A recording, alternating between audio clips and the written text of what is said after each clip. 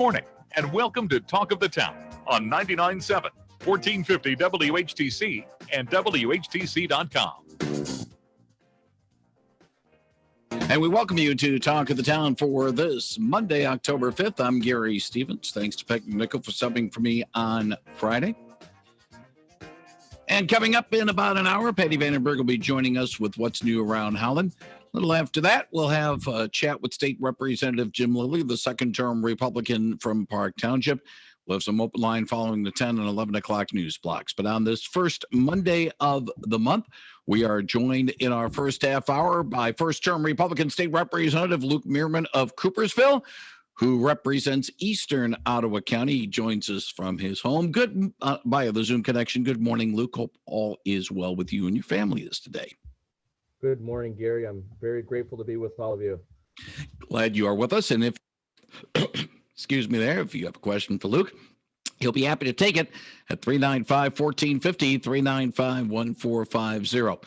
You're the first lawmaker to address this with us, and we'll get your thoughts on this particular story from this past Friday. Quoting MERS News, Governor Gretchen Whitmer arguably lost her battle to retain power in the 1945 Emergency Powers of Governor Act when a split Supreme Court said violates the Constitution because it purports to indefinitely delegate legislative power to the executive branch. It looks as if this might be the last word on the subject, Luke. Maybe I'm wrong, maybe I'm not, but right now it looks like that might be the case. Yeah, you're right, Gary. I believe that is the case. That's my feeling also, that this is the final word. Obviously, this was in regards to the surgery center lawsuit, so not necessarily in direct regard to our lawsuit as legislatures, us challenging the whole, her decision to use the 1945 law basically indefinitely. But it has ramifications for our lawsuit, and it is clear which way the Supreme Court is going to rule on this going forward.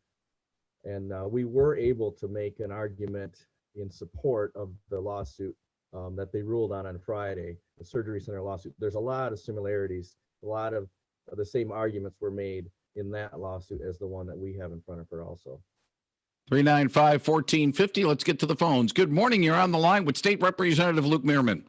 Hi, I'm just wondering what the policy will be for Republicans going forward as to mandates or different things that are going to be recommended for the state for the safety and health of the citizens, as there was the mask mandate, which I think there are other things that are being impacted by this. I have a child who works in customer service and already had people on Saturday morning refusing to wear masks in the local establishment because of this new outcome of the lawsuit. And then she had to politely say to them, sorry, we're a private business and we're requiring masks. So I know that Senator Shirkey, I believe, has already come out and said that he's not for a mask mandate for the state, but it seems like a logical, safe, very, very low hurdle for people to have to do. I know that we have like Ingham County, and I think Oakland as well. Their health department is now making a decision to make it a mandate. So are you going to let this go to the counties, or the cities, or are you going to have something that you might support statewide, similar to what was in place? I'll listen as I hang up. Thank you very much for the call. Go ahead, Luke. Thank you for your question. Very good question. A lot of people are asking the same thing. I am not in favor of a statewide mask mandate. Now, I am one voice in the legislature, 110 and 38 in the governor. So that's not a final word, but that's my opinion. It's been my argument all along that this should be handled more at the local level.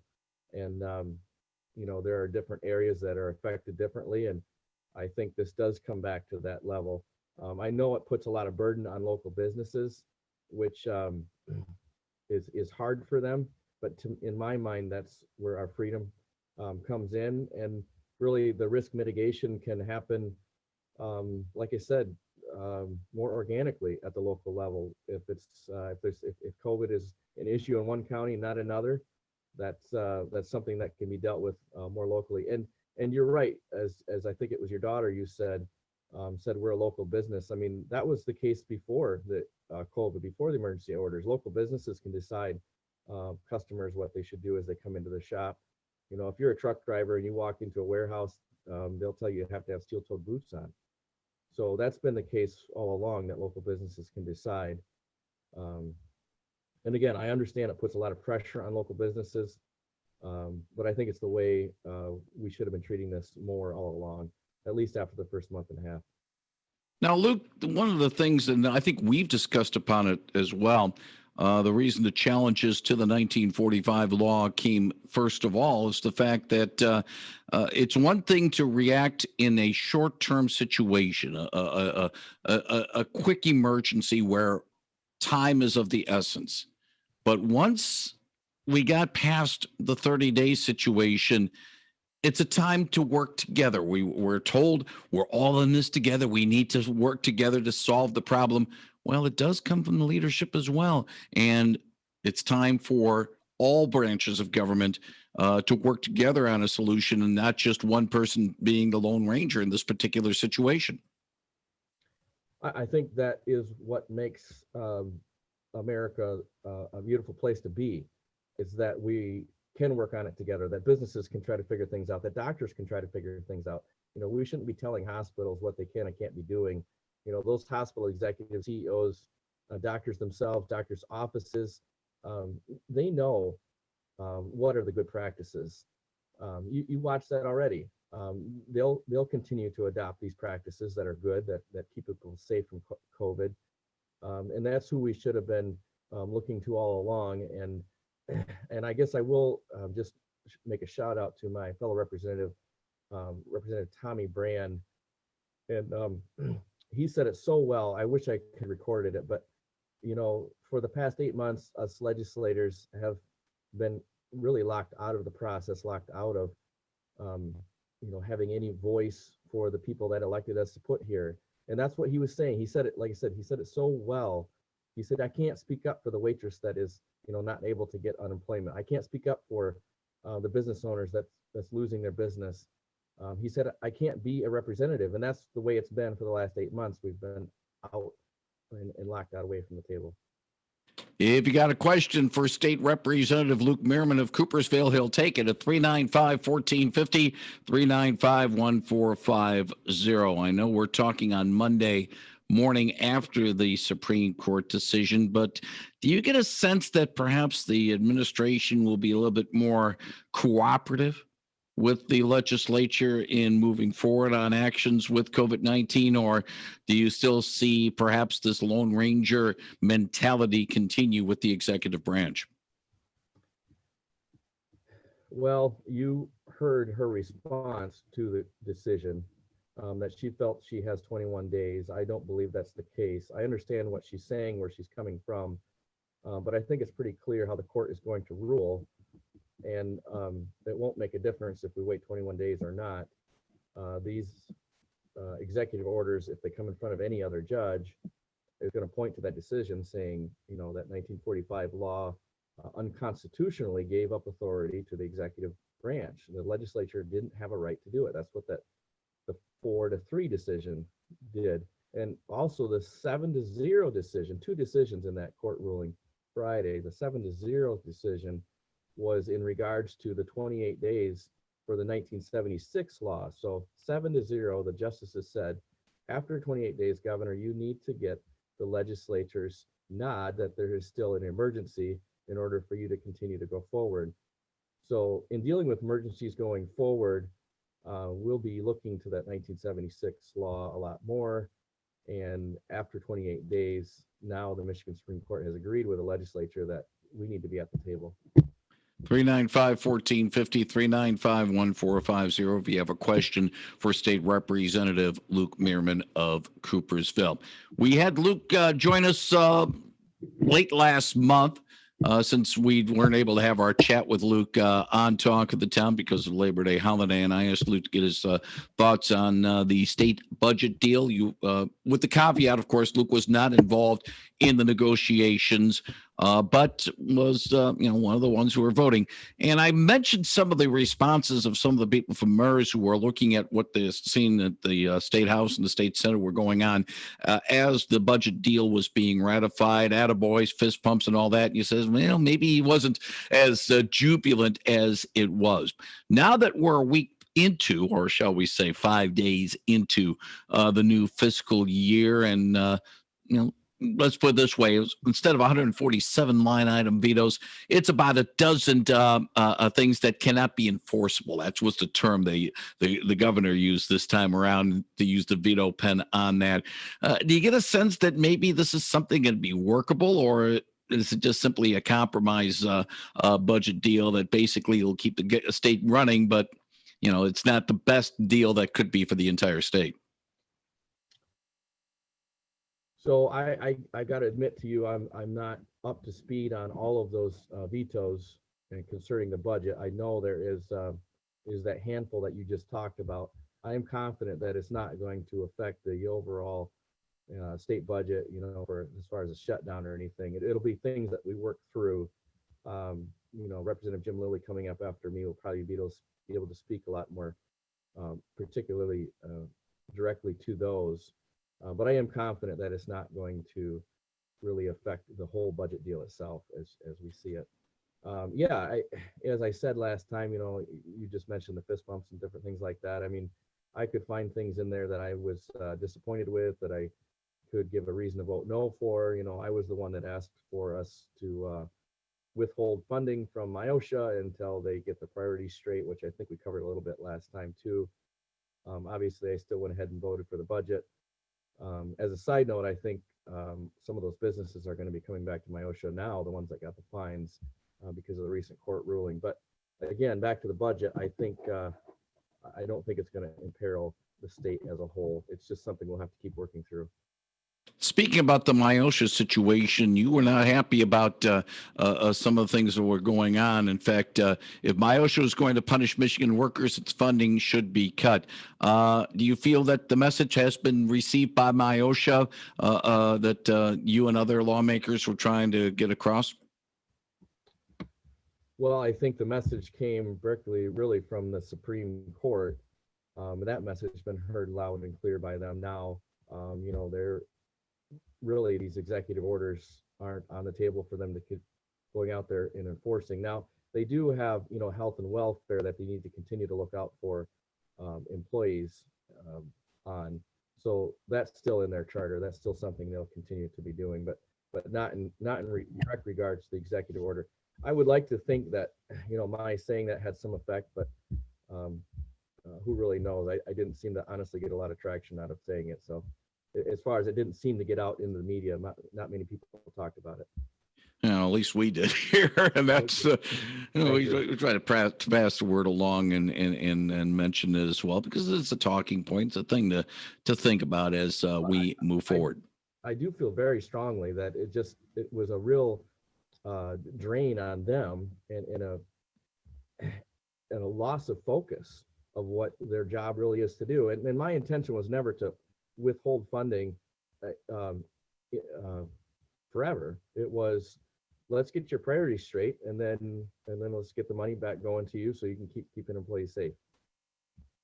395-1450, 395-1450. If you have a question for State Representative Luke Meerman, he'll be happy to take it at 395-1450. All right. We have the budget in the rearview mirror in terms of fiscal 2021. We'll deal with, making sure that, keep everything in balance, and hopefully the budget hole won't be so bad next year. But, we're talking at the beginning of the budget year. And of course, once we get into January and February, when the governor submits her proposed budget for fiscal 2022, and we get to the revenue estimating conferences, we'll get a better feel for that particular situation. What can be done between now and the end of the session at the end in December that really should be addressed before the legislature adjourns and a new legislature gets seated in January? Yeah, I think there's a lot of things on the table. I'm not sure that anything is, all that groundbreaking like we saw in the last lame duck legislative cycle, just for the simple fact that we, have a divided government now with a Democratic governor. So basically, whatever we send to her, if we want it to be a law, she's going to have to agree with it. So it's not like there's, Republican governor, Republican Senate, Republican House, as it was last time, trying to get things through at the last minute. There will be a flurry of work, I'm sure. I do believe that we'll be going back in soon here and looking at things that need to be done in response to the Supreme Court's ruling. But I don't think it's all that significant or drastic. I've got a few that I'm working on, but some of them we've talked about already, and we'll be dropping those soon. Yeah, that'll be definitely the case there. Education funding, obviously, that's been taken care of for fiscal 2021, and to a certain extent, the school bus was part of the omnibus packages as well, two separate ones, but still, the funding is there. But still, some of the things that those who wish to have some education reform would like to see done. Yeah, might have to be put in the back burner this time around because of COVID-19, but dealing with some of the education issues in our state still is a very important factor. It sure is. We continue to score low there, although there are some bright spots. Some of the reading scores here in West Michigan are starting to climb up. We've got a lot of work to do there in the education field. It's not a field that I'm directly involved in, but I certainly care about it and have had many, many conversations about it.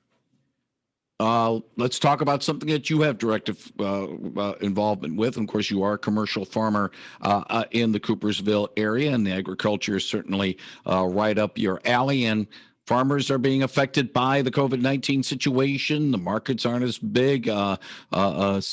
They cannot be able to get their things, the food items to market because restaurants have been closed, schools have been closed, and trying to just deal with the situation is just another, I hate to say another tough fall for farmers, but it has been the case so far this year.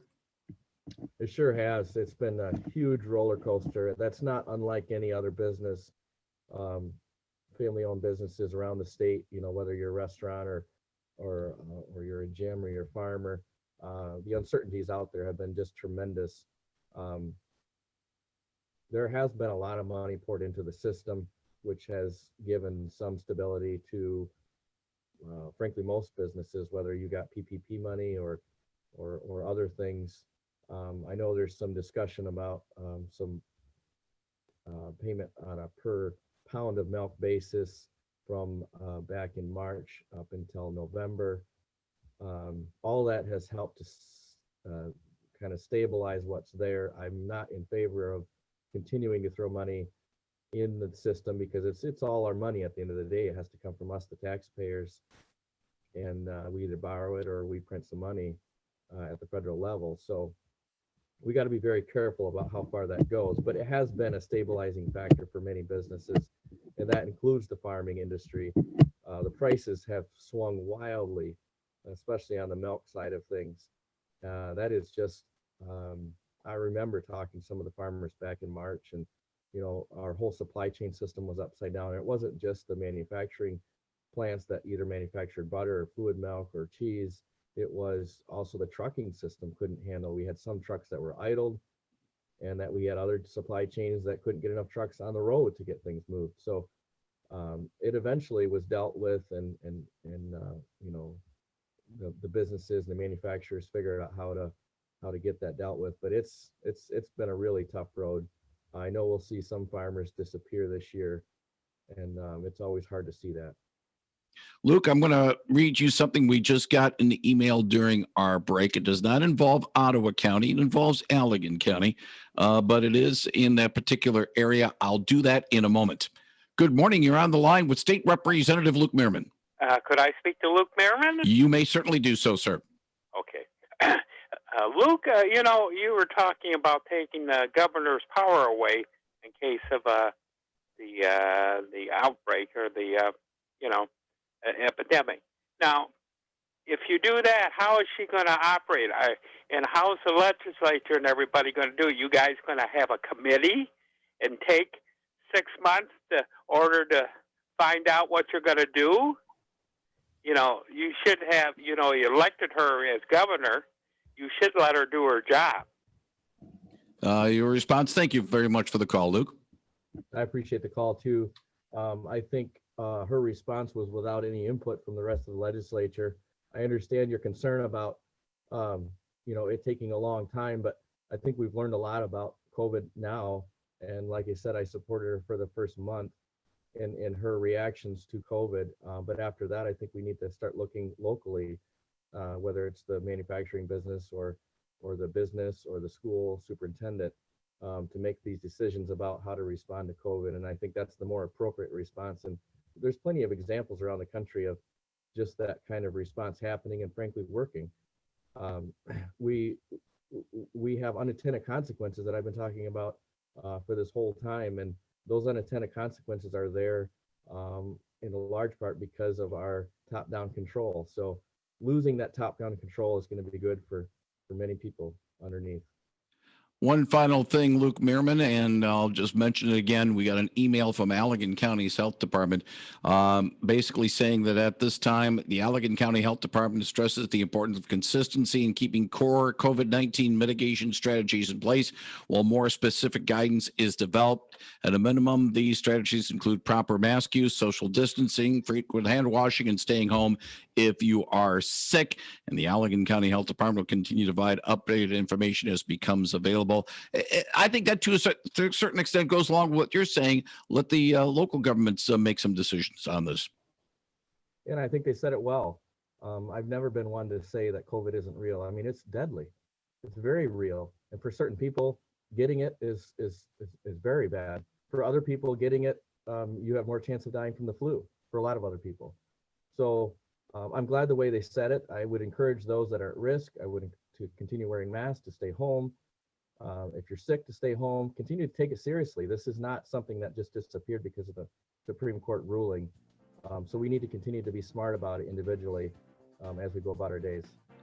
He is State Representative Luke Meerman. We'll put a link to his webpage when we put the podcast of our conversation with Luke on our webpage at WHTC.com. Since this was a Zoom conversation and it went very smoothly, Luke, thank you very much for that. And we will put the video of that and a link to that when we put our podcast up a little bit later on this morning. Luke Meerman, thank you very much for joining us this morning, and look forward to chatting with you the day before the political Armageddon on November the 2nd. All right. Thank you very much. Appreciate it too. Thank you very much. That's Luke Meerman, the state representative from Coopersville. CBS News is coming up with Vicki Barker, along with WHTC News with Peg McNichol. And then after that, we will get to some open line time. And then after Patty Van Berkowitz new right on, we'll chat with State Representative Jim Lilly.